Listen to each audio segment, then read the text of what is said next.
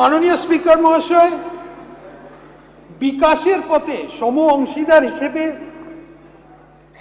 নারীর ক্ষমতায়নের ওপর বিশেষ জোর দেওয়া হয়েছে এই বাজেটে।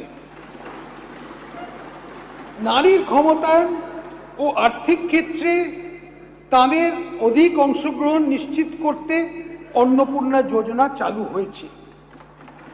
এই স্কিমে পশ্চিমবঙ্গে বসবাসকারী 25 থেকে 60 বছর বয়সী যোগ্য মহিলাদের জন্য মাসে 3000 করে আর্থিক সহায়তা দেয়া সুনিশ্চিত করা হচ্ছে।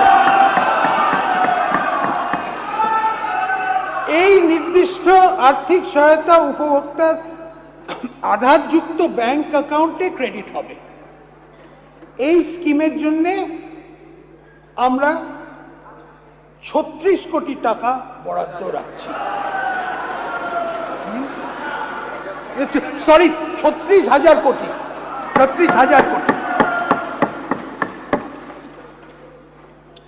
উচ্চশিক্ষায় ছাত্রীদের ড্রপ আউটের হার কমাতে সরকারি ও সরকারি পোষিত মানে গভর্নমেন্ট আর গভর্নমেন্ট এডেড কলেজের অবিবাহিত ছাত্রীদের এককালীন 50,000 টাকা সহায়তা দেওয়া হবে।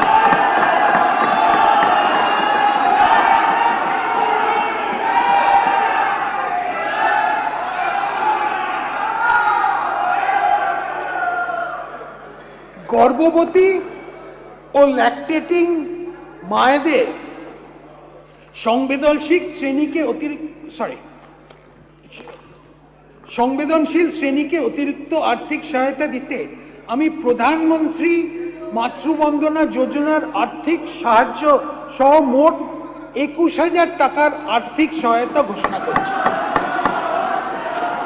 এছাড়াও গর্ভবতী মায়েরা 6টি পুষ্টি কিট পাবেন। রাজ্য সরকার এই রাজ্যের মহিলা যাত্রীদের জন্য একটি ভাড়া মুকুমের স্কিম এনেছে। 1 জুন 2026 থেকে রাজ্য সরকার পরিচালিত বাসে পশ্চিমবঙ্গ বসবাসকারী সকল মহিলাকে বিনামূল্যে পরিবহনের সুযোগ দেওয়া হচ্ছে। এই জন্যে আমরা 550 কোটি টাকা বরাদ্দ করছি। এই উদ্দেশ্যেই শীঘ্রই একটা পিঙ্ক কার্ড চালু করা হবে। আমরা প্রতিটি মহকুমাতে অন্তত একটি করে মহিলা থানা ও প্রতি থানায় নারী সহায়তা ডেস্ক স্থাপন করব। শহরের ব্যস্ত এলাকা ও সর্বসাধারণের ব্যবহারের স্থানে টহল দেওয়ার জন্য মহিলা পুলিশ অফিসারদের দিয়ে দুর্গা সুরক্ষা স্কোয়াড গঠন করা হবে। উপরম্বু রাজ্য রিজার্ভ পুলিশ ফোর্সে মাতঙ্গিনী হাজরা ও রানী শিরোমণির নামে 2টি সম্পূর্ণ মহিলা ব্যাটালিয়ন স্থাপন করা হবে।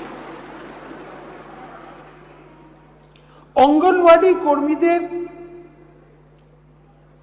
এবং অঙ্গনওয়াড়ি সহায়িকাদের 6 বছরের নিচে শিশু, গর্ভবতী ও স্তন্যদায়ী মাদের পুষ্টির মাত্রা বাড়াতে প্রচুর অবদান রেখেছেন। আশা কর্মীরা প্রাথমিক স্তরে স্বাস্থ্য পরিষেবাকে মানুষের দরজায় পৌঁছে দিতে সাহায্য করেছেন।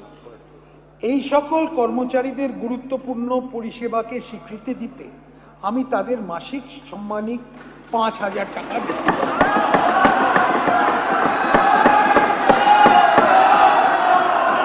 আমাদের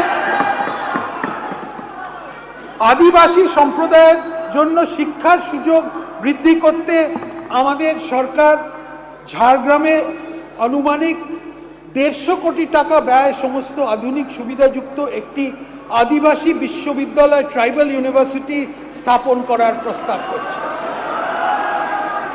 এই জন্যে এই আর্থিক বছরের জন্য আমরা 10 কোটি টাকা বরাদ্দ করছি।